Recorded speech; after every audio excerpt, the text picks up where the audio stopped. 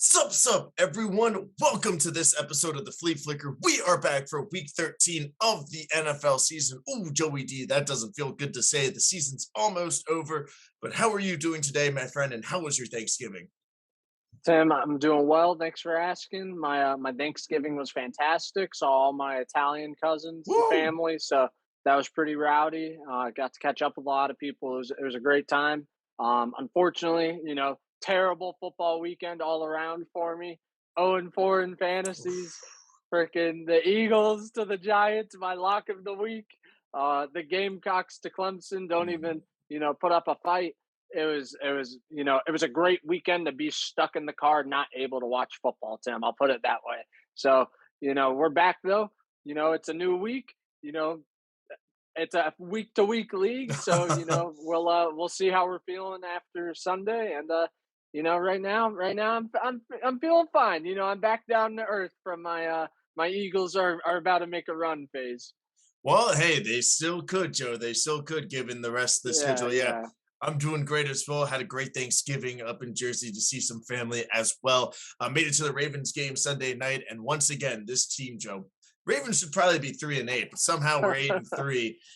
Four interceptions, less than 250 or 300 total yards, still pulling off the win against the Browns. That was nice. But we got week 13. Before we hop into the first game of week 13, hit that thumbs up button to like this video and subscribe to the channel to make Joey D happier after a disappointing weekend for his Brutal. football teams, both real and fantasy. But Joe, Cowboys defeated the Saints 27-17. We because of scheduling, we could not recap it and make our prediction. I was going to give us both the win. I thought both of us would say the Cowboys, but you admitted right before recording you were going to pick the Saints. And I, along with the rest of the Flea Flicker viewers, have one question for you. You really thought Taysom Hill was going to beat the Cowboys? Well, like I said, Tim, I didn't know about this middle finger injury, this mallet finger. I don't know, whatever Russell Wilson had. I was hoping Kamara and both their tackles would be back for this game. None of that happened. But overall, I felt like it was this Cowboys implosion that I've been saying all along is happening. We're in the midst of it with prior Mhm. to this game, they had lost 3 of the last 4 games after starting out 6-1. So, this just kind of felt on brand for them to lose. But Taysom Hill really disappointed me, really let me down. So, it is what it is. But it was a valiant effort, I would say, on the Saints' part, and their defense kept them in the game. I mean, it really Mm, didn't feel like much of a blowout, but no. the Cowboys just were able to, break off some explosive plays that the Saints just weren't able to really create. Yeah, absolutely. And Tony Pollard filled in for Ezekiel Elliott, got that long touchdown. But yeah, I agree. It wasn't a dominant performance from this Cowboys offense. And, they didn't really capitalize off of Taysom Hill's 4 interceptions. Yes, they did get a pick six and they did get a couple of points. But if you're thinking 4 interceptions, kind of like the Ravens game, you're thinking, oh man, if we at least just get 2 touchdowns and 2 field goals, you're talking about 20 points right there, and they did Right. get some points, but just wasn't dominating as we had expected. But credit to the Cowboys, credit to them on no, they both played on Thanksgiving, not a short week, never mind. But credit to Dan Quinn as well, stepping in as the head coach for That was the other reason yeah. why I was expecting, a chance for them to lose this game with all of the personnel that they were missing due to COVID. So, Yeah, yeah. Well, hey, yeah, I don't think you'll didn't be picking happen. Taysom Hill for much longer, Joe. But we have an interesting week 13, needless to say. Just looking at the board right now, there is one, two, three, four. There's 5 games that everybody is favored by around 3, 4 points. There are a lot of double digit and 2 score spreads. So, are you ready to pick some games, Joe?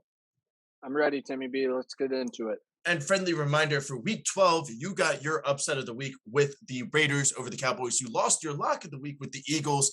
I won my lock of the week with the Bengals destroying the Steelers, and I lost my upset of the Titans. So we Tim, both Tim, split. I also want to bring up to both you and the viewers. Did you Ooh. happen to see in this past Sunday's game? I believe it was the Bengals versus the Steelers. They decided to run a fake flea flicker. What? No. I know. I saw it.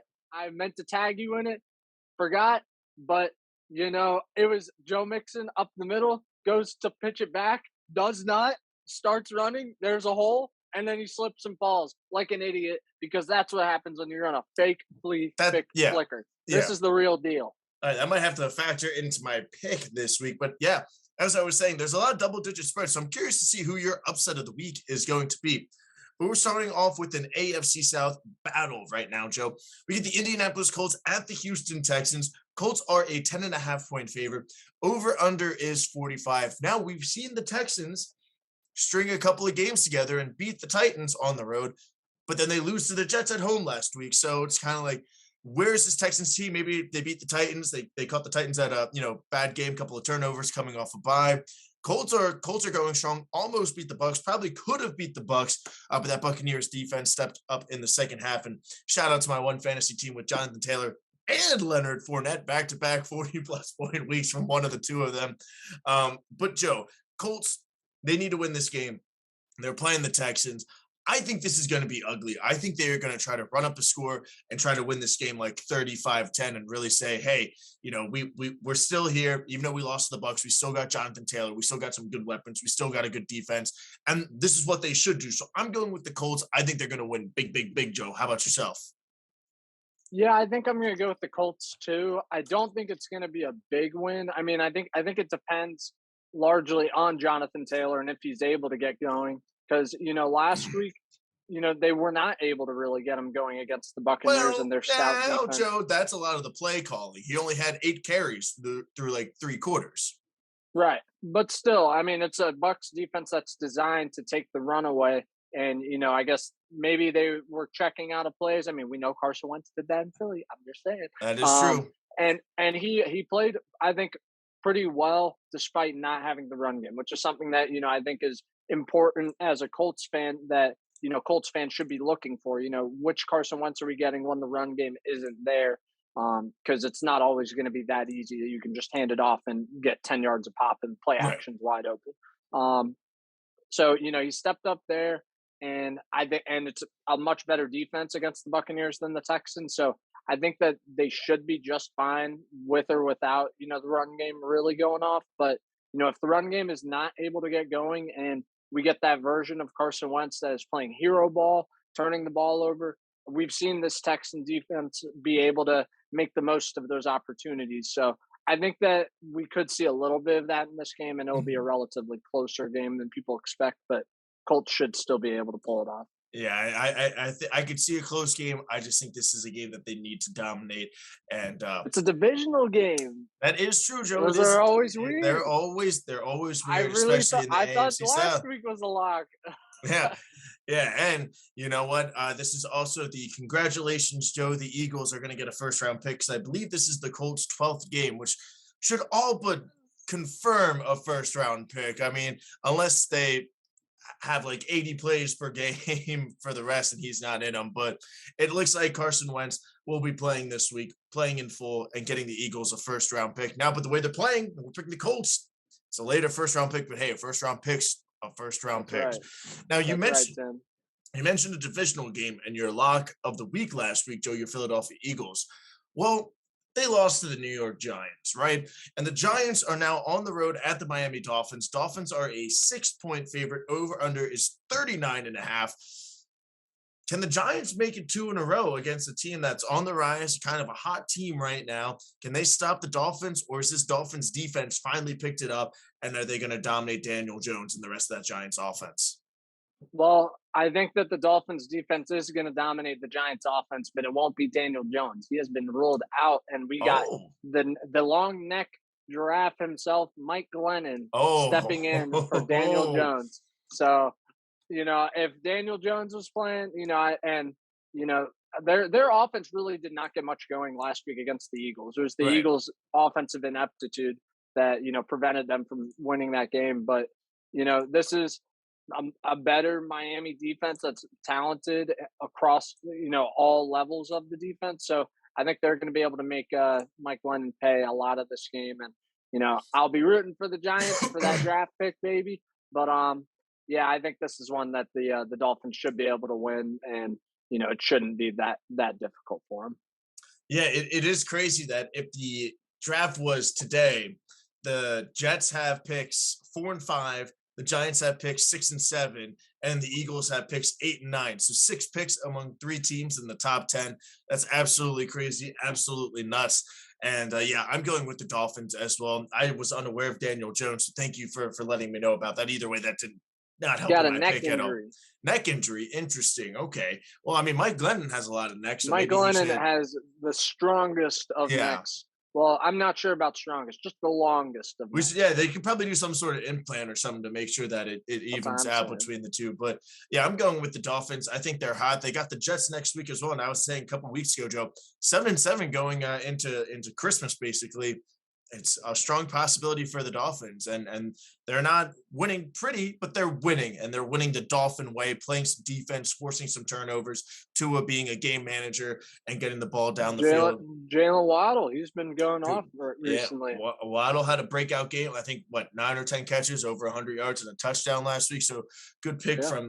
for them. But enough about that. The Giants and the Dolphins. We're moving on now to NFC North matchup. So we're another divisional matchup.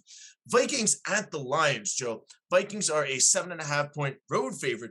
Over under is 46.5 when these two teams played earlier in the season. It was another Lions collapse. They go up 16-14 with like 50 seconds left, couple of plays, and the Vikings kick a game-winning field goal to win 17-16 or 18-17, whatever that score was. So we know that the Lions can, compete with the Vikings. We know that they can win, but will they, Joe?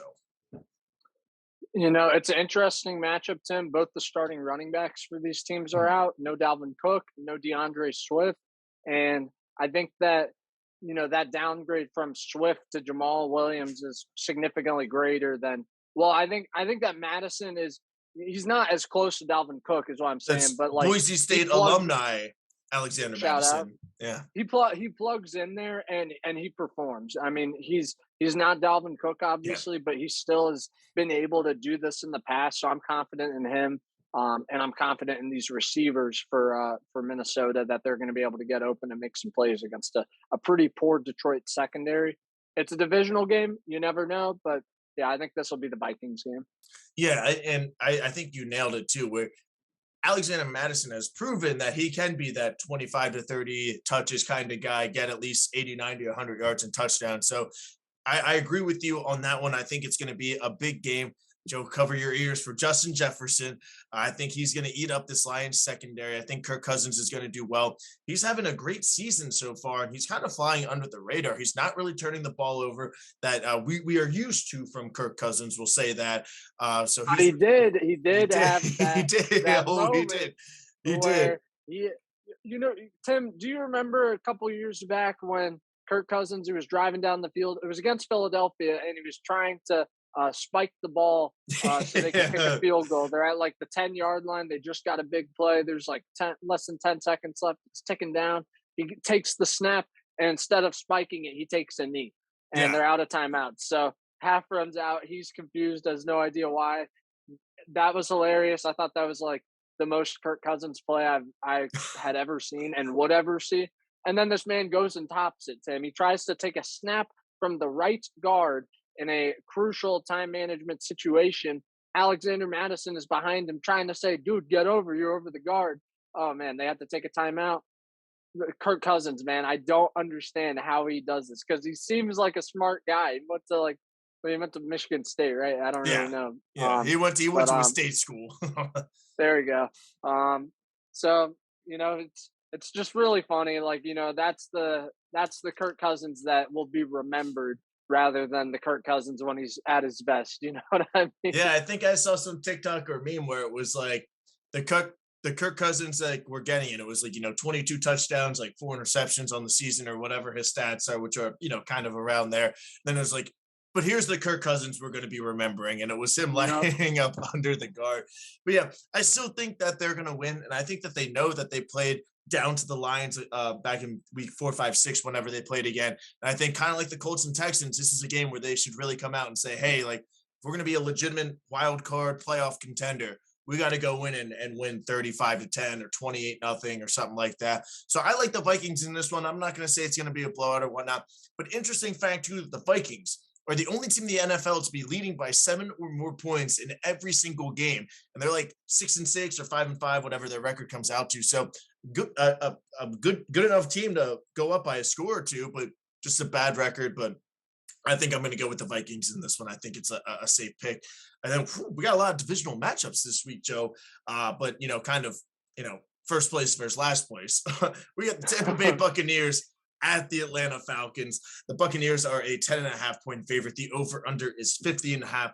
When these two teams played a long time ago, Falcons were, kind of hanging around a little bit. They kept it within a score or two, and Matt Ryan threw like back-to-back pick sixes or pick six. So the score itself was like 44-28 or something like that. But going into the fourth quarter, the Falcons were only down 3 or 2 or 4 points or something like that. So they were in it for the first 3 quarters. Now that they're at home, Joe, does that help them, hurt them, or the Buccaneers kind of going into this December like they did last year and just going to be rolling through opponents? Yeah, I think that's exactly what's happening, Tim. The Bucks are hitting their stride right now, and really getting hot at the right time, which is what the good teams do. While the Falcons are, kind of unraveling a little bit compared to when hopes were still there when they played earlier in the season. I mean, they still had Calvin Ridley. Cordarrelle Patterson, was just kind of going off and starting to do his thing this season. But right now these are two teams that are just going in the opposite direction. I think this is going to be my lock of the week, Tim. Give me the Tampa Bay Buccaneers over the Falcons. Give me a big win. Mike Evans, you need to redeem yourself after last week, man. I have you in 2 leagues, and you're a reason why I went 0-4. So I'm gonna need you to make up for all that Leonard Fournette love last week and get in the end zone a couple times yourself. Interesting. Yeah, I'm going with the Bucks as well. Joe, I think that the Falcons are bad. Go tank, play for your quarterback who you will be drafting in next year's draft. So get yourself a better draft pick. Try to get above the 3 teams with 6 picks in the top 10, Joe. Try to do that if you can.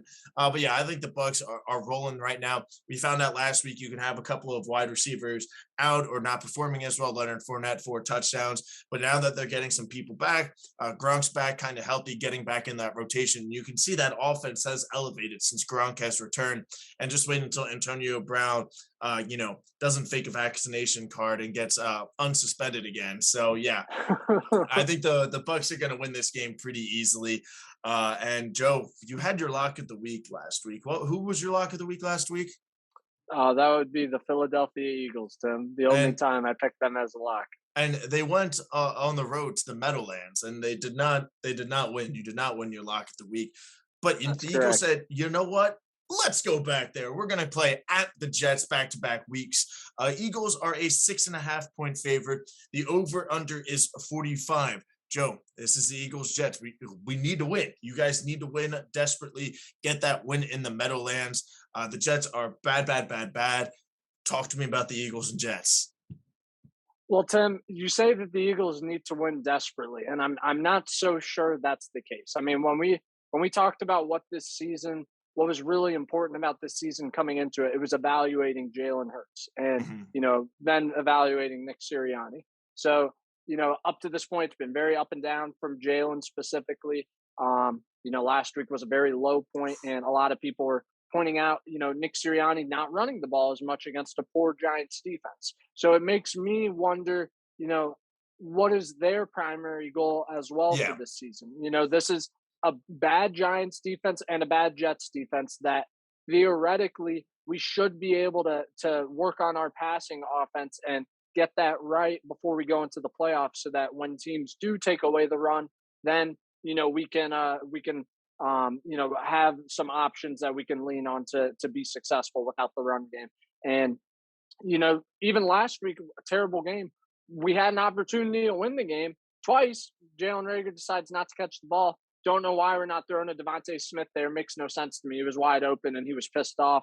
But that makes me wonder, just what is the game plan going to be this week? We know we can run the football on, the worst run defense in the league or the best run defense in the league. So that's not really what we need to do necessarily in order to, have long-term success. So, I'm gonna pick the Eagles to win, Tim. I'm just interested in the formula.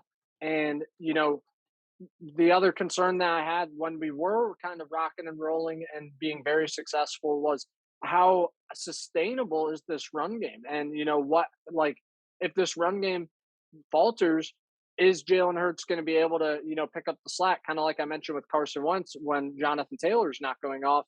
And this past week, he did the exact opposite. He crumbled. I mean, 3 interceptions, terrible interceptions, no, like not even over 100 yards passing, I don't think. A huge reason why I went 0-4 in fantasy. This man has been the number one fantasy quarterback and then goes out there and drops 6 points.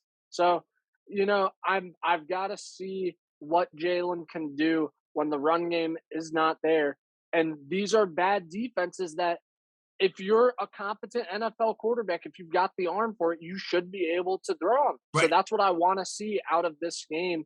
And, I already know we can run the football. That's not going to help us in the playoffs. And it doesn't matter if we make it to the playoffs and we can't throw the football for shit. So, that's what I'm looking for in this game. We need to see, are we going to have a viable passing offense if we do make it to the playoffs? But the primary question is, Jalen Hurts the guy who can throw us to victory when we need him to?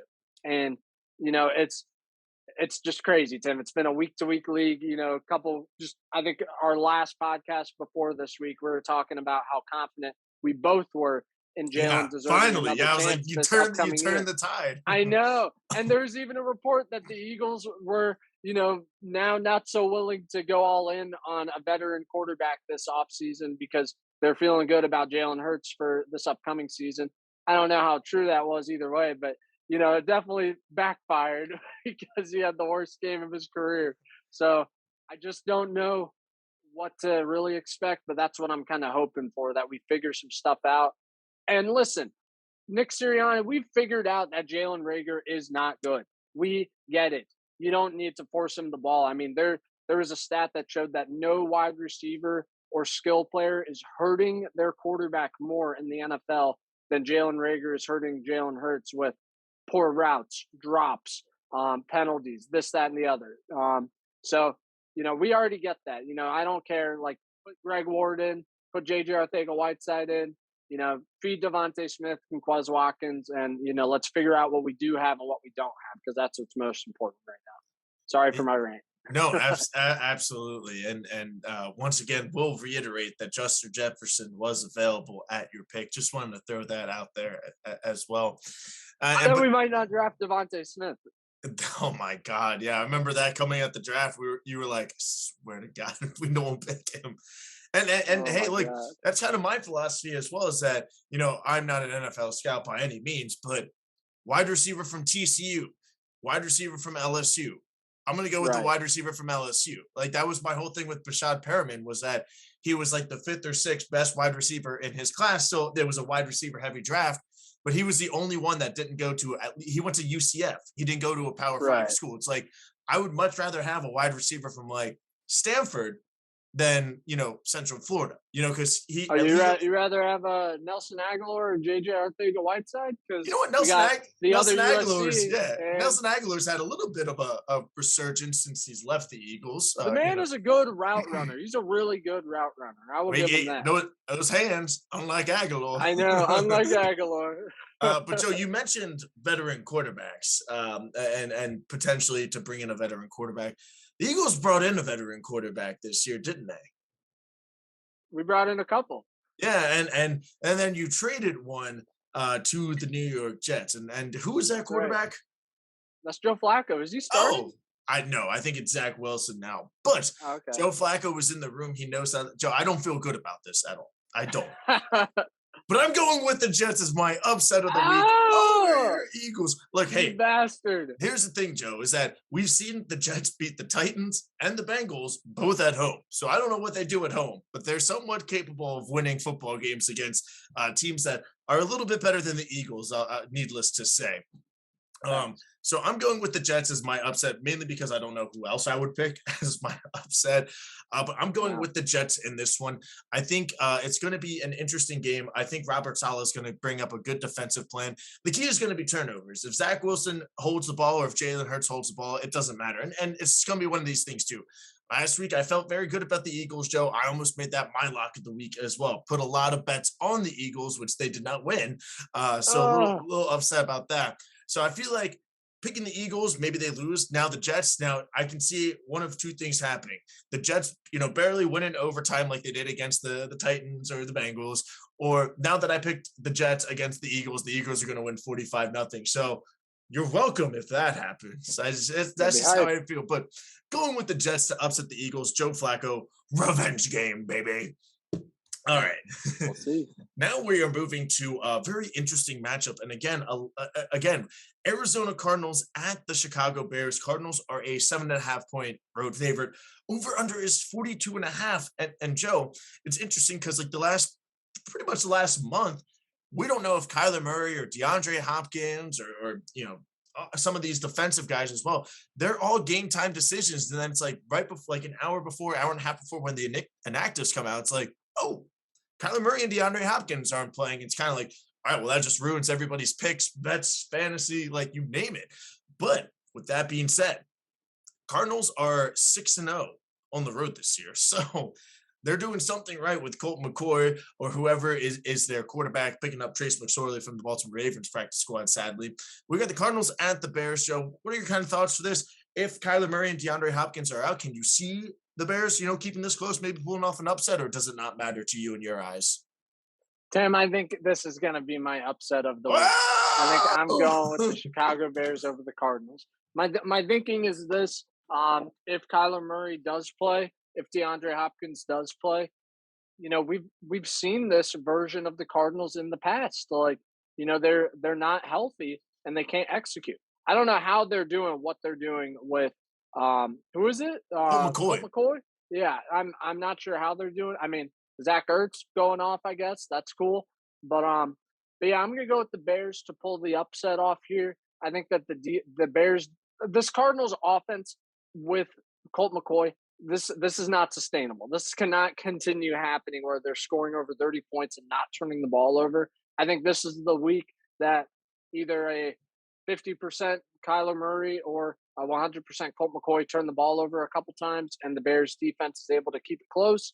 Andy Dalton, I believe, is starting again this week, Ooh. and was as soon as he's come in the last couple of weeks, the offenses seem to have a little bit more juice. So I expect Darnell Mooney and David Montgomery to have big games, and I think it'll be a good one. The Bears pull it off this week.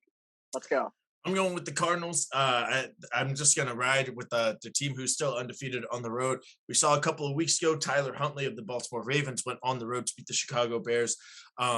Now, it was interesting, as you mentioned, when Andy Dalton went in, I was like, oh, all right, we lost. Like, this is a quarterback who knows how to throw the football against our defense. But yeah, Exactly. I mean, coming down, playing the Lions on the road in Thanksgiving short week, driving down the field for the game-winning field goal. But I'm going with the Cardinals. I don't care who the quarterback is. They're going to squeak away with a win to solidify their top seed in the NFC and to remain undefeated on the road, which is now interesting. If you're the top seed, Joe, you're not playing any road playoff games. So maybe they should be the 2 or 3 seed just so they can play a road game in the NFC Championship game. But beside that, I'm going with the Cardinals. All right, so we got some opposite picks. I think I'm still 8 or 9 games behind you, maybe even 10, Joe. So I need to catch up big time. Probably matchup of the 1 o'clock slate.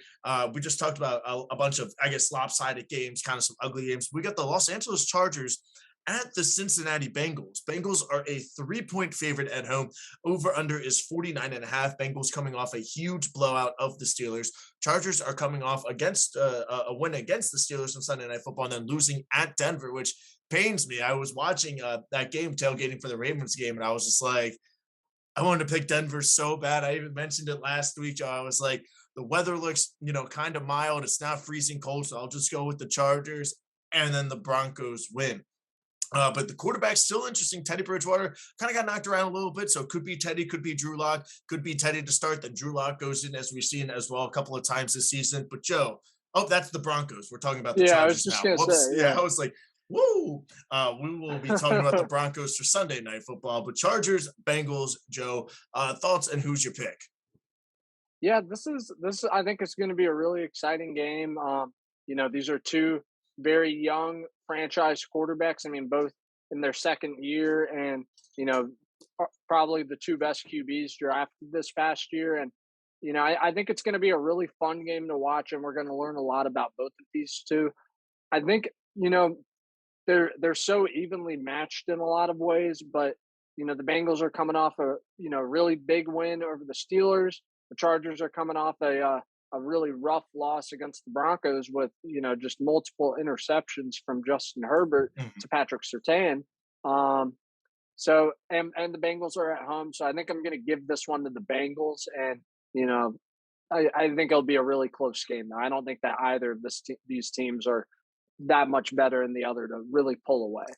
Yeah, this is interesting because both teams at one point in the season, we thought this is the best team in the AFC, or one of the two best teams in the AFC. And they go and lose pretty bad the week after, or the 2 weeks after. So these have been two roller coaster teams, two teams that desperately need this win. This is huge for wild card playoffs, you name it, especially in the AFC when it comes to seeding and stuff. Ah, I can't pick the Chargers in this one, Joe. I got to go with the Bengals as well. I've witnessed firsthand Chargers going on the road to the East Coast, getting blown out by the Ravens, and this is their final time coming over to the East Coast. But they played at football team, at the Eagles, at the Ravens. They have gone to the East Coast multiple times. This is the last one for them. Good thing. I just think the Bengals are just a little bit better right now. I trust Joe Burrow a little bit more than Justin Herbert. I like this Cincinnati defensive line to get some pressure. Chargers O line is very good, and they know how to cover Austin Eckler. They've had Joe Mixon, they've had Giovanni Bernard. So this defense does kind of have an idea on how to defend a very versatile athletic pass catcher coming out of the backfield. So I think that's going to be a key as well. Give me the Bengals in this one. So that wraps up the 1 o'clock slate. 4 o'clock slate starting off, Joe. We got the Jalen Ramsey revenge game as the Jaguars going to LA. Rams are a 12.5 point favorite. The over under is 48. Now, Joe, I'm going with the Rams. This is going to be my lock of the week. But I need to see the Rams dominate this game. This cannot be a close win by the Rams. They need to go out, dominate, win this game convincingly, win this game big. But I'm going with the Rams. Jalen Ramsey's definitely going to get an interception, and I'm going with the Rams as my lock of the week. Let's go. Yeah, I'm taking the Rams as well. I mean, I think that they, like you said, they need to win this game and they need to win it big. They should be able to do all of those things. I just don't understand, this Von Miller trade, this Odell Beckham trade, and now they're 0-3 since trading for these guys. Like, it makes no sense to me. So I wouldn't be shocked if the Jags pull it off because, you know, this is what the Rams have been doing and showing us the last couple of weeks that they're capable of dropping these games, that they should be capable of Yeah. winning. But, I can't in good conscience pick a much less talented roster in the Jacksonville Yeah. Jaguars over the LA Rams. Give me the Rams. They, like you said, they need to dominate this game. They should be able to do it.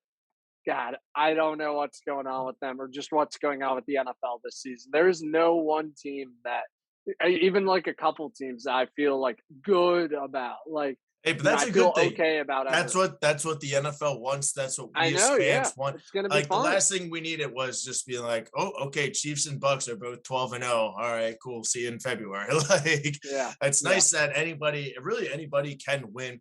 I think the Rams do need to win. And now another very important game, cross conference. We got the football team at the Vegas Raiders. Raiders are currently a 1 point home favorite. The over under is 49.5. Joe, the football team coming off a win against Seattle on Monday night. Raiders coming off a win against the Cowboys, getting a little bit of extra rest playing on Thanksgiving. Both teams really need this win to help their wild card position, especially the football team. So football team, Raiders, Joe, this is your division. Who do you feel is going to win this game and help solidify their playoff chances? I think it's going to be the Raiders over the football team. Ooh. I mean, football team has been playing a lot better of late. Like the defense has really Mhm. turned it on, and Heineke has been He's been fine. You know, he has not been a problem, definitely. But Derek Carr is also starting to get hot again. No Darren Waller, I believe, for this Mhm. week, so that's unfortunate. But you know, I just feel like this Raiders team, they've really shown a lot more week in and week out than the football team has. Like, I just don't know what version I'm gonna get, but you know, they're just able to beat the Bucks, so they're definitely capable of taking down the Las Vegas Raiders. But um, yeah, I'm gonna go with Derek Carr and the Raiders over this one. I just feel like they're a more veteran team. While this is still a young team that doesn't really know how to win all of these games back to back to back, like they have been doing. So I feel like they've got to falter here at some point. Yeah, and it's interesting too that these teams have very similar builds, very good front seven, very good D line and linebacker core. Offensively, I feel like Kenyon Drake and J.D. McKissick are basically the same the same running back. If you said J.D. McKissick was on the Raiders and Kenyon Drake on the football team, I'd be like, yeah, probably that sounds about right. Yeah. So these teams have very similar builds.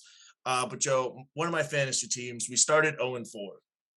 We have won 8 straight, so we're 8-4. We clinched a playoff berth, still potential for the number 1 overall seed. My quarterback is Aaron Rodgers. He's on bye this week. The best quarterback available is one Taylor Heineke, baby. So I'm going to be riding with Taylor Heineke as well as I got Jonathan Taylor, Leonard Fournette, Stephon Diggs, Mike Evans. So my team can live with Taylor Heineke, but I'm going to ride the Heineken train, the Bud Light train. I'm going with the football team to win this game. I like what they're doing. I think the Raiders, had a nice little spark, and as I even mentioned, I didn't feel good about picking the Cowboys, but I said the Cowboys are kind of bad on Thanksgiving, and Yeah. they have not covered. I think they're like 3-7 or 2-8 in their last 10 straight up against the spread. It's like 1-9 or something like that. So they don't win too often. So I felt kind of cautious going into that picking the Cowboys. I just like the football team. I like what they're cooking, and I'm going to go with them to win, Joe. And I know you don't want to hear that. Tim, I've also got Aaron Rodgers in one league on by, and the quarterback that I put in was Derek Carr. So let's go, baby. This is the unofficial Flea Flicker Bowl is Yes, 2 fantasy teams in 2 separate leagues with different quarterbacks replacing Aaron that's Rodgers. right. All right, That's well, right. then that'll be a more fun game to watch in the afternoon for sure. Yep. And now we got NFC West. We got basically the rest of the games are divisional matchups as I'm now looking at the board. We've got the 49ers going at the Seahawks. 49ers are a 3-point road favorite. Over under is 45.5. No Deebo Samuel. That is huge for the 49ers offense. No Deebo Samuel. Ah, Yeah, go Cox. No Deebo Samuel. I Um, know, Tim. In the league that I have Debo, I also had Derrick Henry and Aaron Jones. So, oh, no. and Calvin Ridley. And this is in my work league, so it's just been ravaged recently. I've got guys I don't even know who they are. Hey, I'm so glad that I traded our friend Fab, Dalvin Cook, and Alexander Madison to get Tyreek Hill and Deebo Samuel. And the Chiefs are on a bye last week, so it's like, oh no, Debo is injured. Oh, cool, Tyreek Hill get back in the lineup. So that's nice. We had a There you little go. switch. Can't have both of them in yet, but for the playoff push, which I do, I think I need to win once or twice to get in our league, Joe. I Uh, just lost to Trent. I beat John Michael barely. I beat Jamaica. Jamaica. Jamaica. But anyway, back to the 49ers and the Seahawks. Seahawks coming off a devastating loss. They are the second worst team in the NFC, right ahead of the Lions and behind a bunch of teams with 4 and 5 wins. Joe, can the Seahawks get some home cooking? Or as you mentioned last week, they seem checked out. Russell Wilson is probably already thinking about his next team or how to get away from the Seahawks, kind of like Aaron Rodgers. 49ers playing some good ball there. I believe they're the 5 seed in the NFC. So again, a game that they really could win to solidify their playoff chances, especially in that division, a huge division win as well. So who do you like in this NFC West matchup? Tim, I like the 49ers. I mean, even with no Debo Samuel, they've found ways to get the ball to their playmakers. Ayuk has really come on this second half of the season. Elijah Mitchell has really taken off. George Kittle is, getting worked more and more back into the lineup and getting more action. So I just feel like right now Jimmy G is playing some really good football. Russell Wilson and the Seahawks team is playing terrible football. Like, there's nothing that they're showing me that makes me feel good about picking them really in general. So, yeah, give me the 49ers. They're playing well. They're getting hot at the right time while Seahawks are going in the opposite direction. And I think this Russell Wilson thing is coming to a head, and Russell Wilson will be on a new team this year, potentially the Philadelphia Eagles. Potentially. Hey, as long as we keep him and Rodgers away from Pittsburgh, I don't care where he ends up, unless it's Cleveland, because then I'll be a little bit more worried. But yeah, I just can't in good conscience pick the Seahawks right now. It's a shame that they don't have their first round pick, because right now it's either pick 4 or 5. The Jets have the other one, but the Jets Yeah. have their And first round. that's why I feel like they have to make a trade this Yeah, offseason because, you know, you can't run it back. You don't have the right. draft picks to, add any talent, any young talent. You don't have the cap space to sign really anybody. They're in no man's land right now. And so when they're bad like this, what you have to do something. So, I think that it's going to be a little bit of a desperation move by the Seahawks. Hopefully, Russell Wilson's price has dropped a little bit, but the Eagles have 3 first round picks, and 2 of them are in the top 10. I do if I'm the Eagles, I do what it takes to bring home a Russell Wilson, and hopefully not have to give up all 3 of those first round draft picks. And this then helps the Seahawks, add some young talent. Give them a Jalen Hurts. They want to run the ball, be a run first team. Here you go. Here's a great running quarterback while you figure out what's the long term move. And, as you kind of transition away from the Russell Wilson era, I think a lot of it makes sense. We'll even throw in Andre Dillard. You need a competent offensive lineman. There you go. So I think it makes sense for a lot of people. Russell Wilson finally has a good offensive line. If we can get the defense right, add another receiver opposite Devontae Smith, then he's got some playmakers as well. So we'll see what happens. But I'm feeling a little bit better about Russell Wilson to the Eagles, even though he's not playing at the high level we're used to. Yeah, and good news is Russell Wilson coming off that finger injury. He can go to the beautiful Eagles medical staff, one of the best in the NFL. No, but I've said this whole season, even in some of our off-season episodes, when they extended Tyler Lockett, I said DK is gone. So they could potentially be trading DK, who only has a year left on his contract as well, because ain't nobody paying 2 wide receivers 60, $70 million. So Right. I think DK could be gone as well. Eric DeCosta, wink, wink, knock, knock. Hello, Ravens. Or hey, Joe, would you give up all 3 Eagles first rounders for Russ and DK, and of course some other picks as well? Yeah. Yeah, Yeah. Russ and DK, yeah, 100%. Like, yeah, yeah, I do. If that's an option, I'm doing whatever it takes. I mean, the Eagles. I just don't know if it's possible with the yeah. Eagles cap situation. But I mean, Brandon Brooks is probably gone soon. Fletcher Cox is probably gone soon. Brandon Graham. There's a lot of older. Jason Kelsey might retire soon as well. There's going to be a lot of change, coming to the Eagles soon because it's a pretty old roster. But if there's a way to make that work, and that's what you got to do, I am 100. And you can then have a DK because we don't have any wide receiver signed to big deals. I mean, we've got everyone on rookie Yeah. contracts: Devontae Smith, Quez Watkins, and Jalen Rager. So we'll give you Jalen Rager. There you go.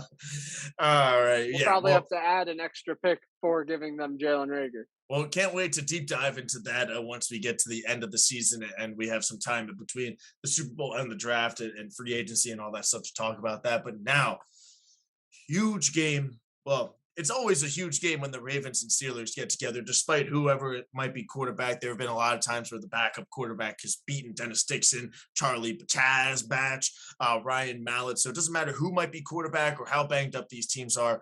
We got the Duck Ravens. Hodges. Duck Hodges, baby. We got the Ravens Steelers in Heinz Field, 425. The Ravens are currently a 4.5-point favorite. Over under is 44. Joe, I don't know if you've seen the Ravens injury report this week or even the last couple of weeks. There's like 24 names on it.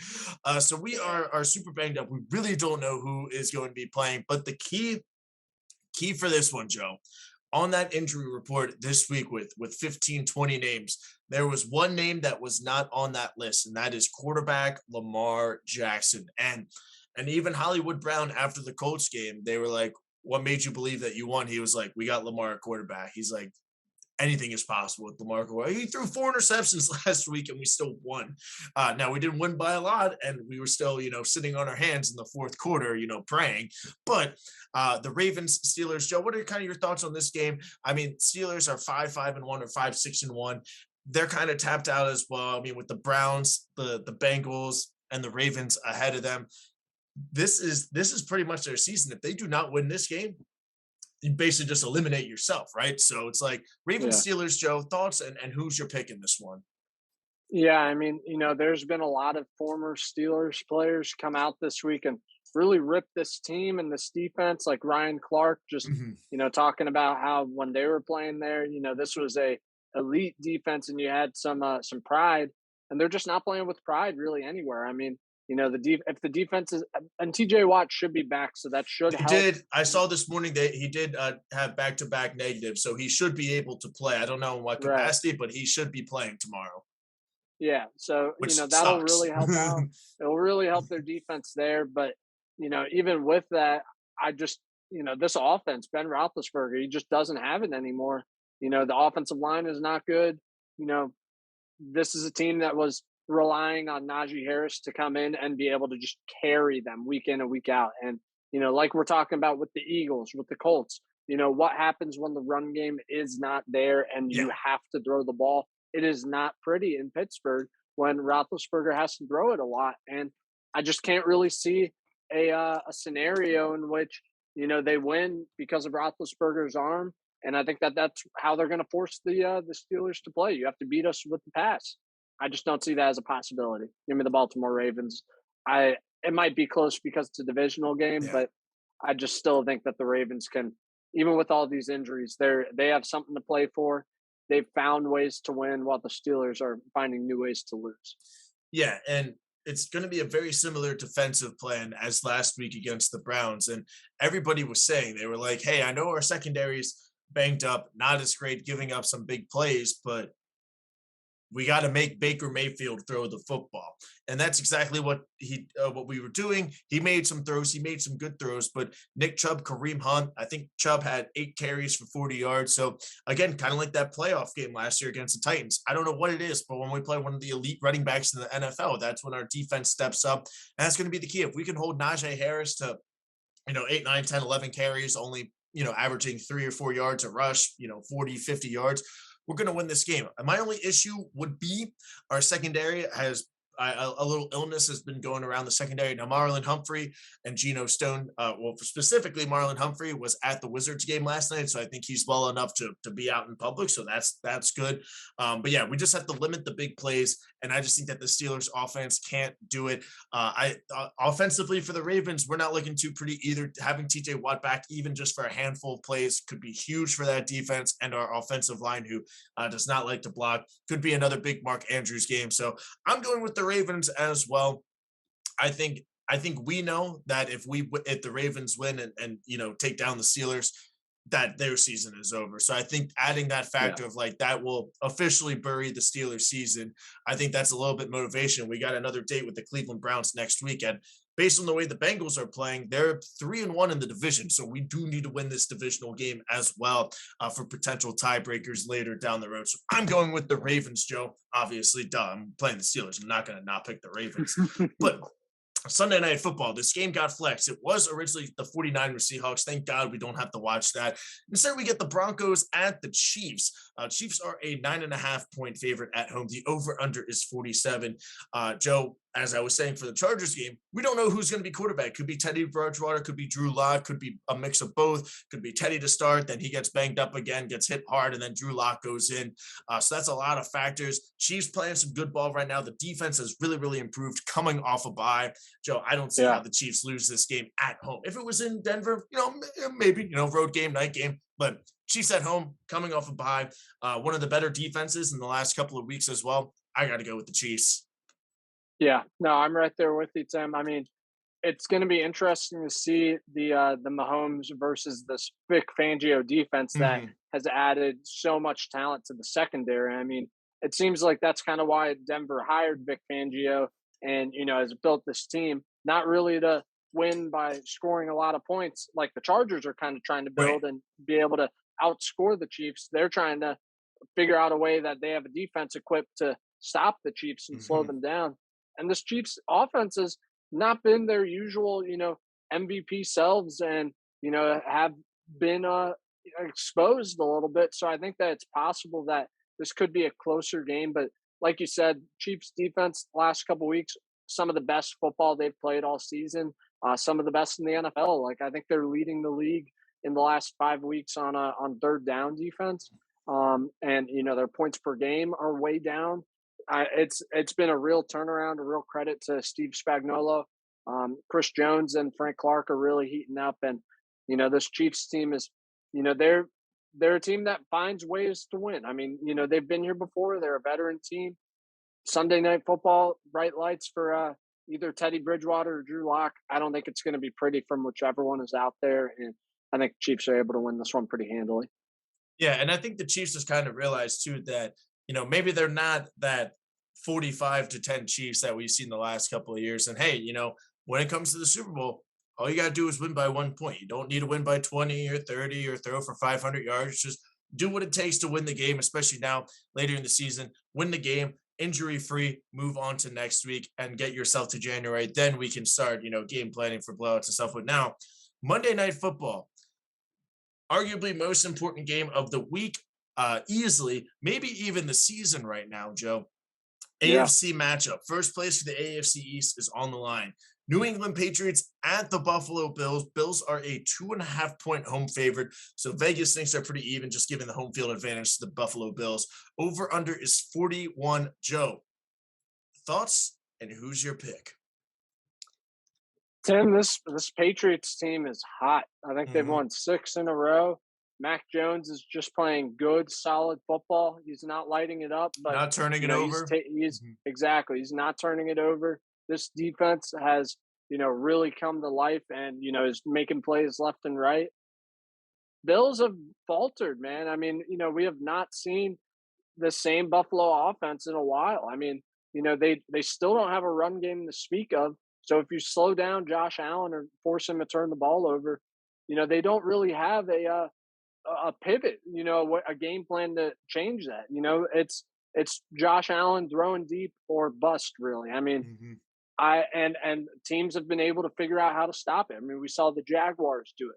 We saw the Colts defense do it. This Patriots defense is playing as good as anybody right now, and their offense is, like we said, so consistent in terms of long drives, run game, no turnovers, coming away with points. It's Bill Belichick, man. I feel like the Patriots are really playing some of the best football we've seen in a while. And, this is what they do. I mean, they get hot in December, and Mac Jones is he's a rookie quarterback, but he's playing like a veteran, and he kind of feels like a veteran because he was at Alabama. He knows how to do this. So give me the Patriots in this one. I just feel really good about them right now. And I'm just not as confident in the Buffalo Bills. And I'll never forgive them for losing to the Jaguars and losing me my survivor pool. Yeah, Joe, this is now the Bills have a little bit of rest. They did play on Thanksgiving, so an extra couple of days to prepare for this game as well. But you said everything that I was going to say. And I think at the end of the day, Bill Belichick, his defense is going to know how to stop Josh Allen. And we can even look dating back to last year, the Colts on the road in the wild card missed a couple of field goals, but they only lost by 3. They were in that game. Divisional round. Ravens missed a couple of field goals. Lamar Jackson gets concussed, so he didn't play the fourth quarter. Bills only won by a touchdown or 10 points. So both the Ravens were in the game on the road, especially if they made those field goals. Week 1, Steelers go into Buffalo. Kind of shocked them, but they played defensively. Colts go in and win. So we're seeing these teams go into Buffalo and win. And I think Bill Belichick, he will come up with a good defensive plan to not only force turnovers, but to give Josh Allen hell on the defensive line with Matt Judon and all that stuff. And one of the best Bills defensive players, Tre'Davious White, recently went on tore his ACL on Thanksgiving. It was brutal injury to them for sure. So I'm going with the Patriots at this one, and hopefully I can do some sort of that Eagles reverse psychology, Joe. I have the Patriots under 9 wins. They're currently at 8, so I need them to lose, which is possible. They played the Bills twice. They play the Dolphins again. They have another tough AFC game or an NFC game. I forget which one. And then they play the Jaguars. So, might need a Jaguars win come, There I we think they go. week 16 or 15 or 16. But I like the Patriots in this one. Hopefully, I can reverse psychology myself, and the Bills do pull this out because I do like the Bills, and I do think that they are the better team right now. But Patriots are hot. Bill Belichick, I got to go with them. I can't pick against them right now. So I'm going with the Patriots. And Joe, that's going to wrap up week 13 of the NFL season. Just to recap, your lock of the week is the Tampa Bay Buccaneers on the road against the Atlanta Falcons. My upset of the week is the Jets over your Philadelphia Eagles in a Joe Flacco revenge game. Your upset is the Bears over the Cardinals at home. And my lock of the week is the Rams at home against the Jaguars. And we are opposite on 1, 2, 3, but I already have a game because I picked the Cowboys, you picked the Saints. So hopefully I can gain a couple of games, Joe. We went 9-6 last week, so not a terrible week over the Thanksgiving holiday. But any words for week 13? We're in December mode. It's December to remember. Thoughts on week 13? Any final words from you, Joe? Man, we're winding down. It's crazy. We're almost there. Like you said, Eagles about to get that first round pick for Carson Wentz, so that's cool. I'm excited to watch some really good college football this weekend as well, Woo! and just kind of looking ahead a little bit to the NFL draft. So I'm excited about all that, and just trying to take in all this football while we still got it, Tim. This is awesome. Absolutely. Mrs. Dennis just returned. Mrs. Dennis. Hey, hey, hey, hey. Brooke. Okay. Alrighty, well, we will recap the week and pick next Thursday Night Football. I don't know who it is, but I can't imagine it's going to be that good of a game. But anyways, that's Joey D right over there, and I'm Timmy B. Folks, have a great day. Best of luck to your fantasy teams. Best of luck to your real teams. If your college team is playing this weekend, best of luck to them as well. We will see you for our recap and or our picks for next week. So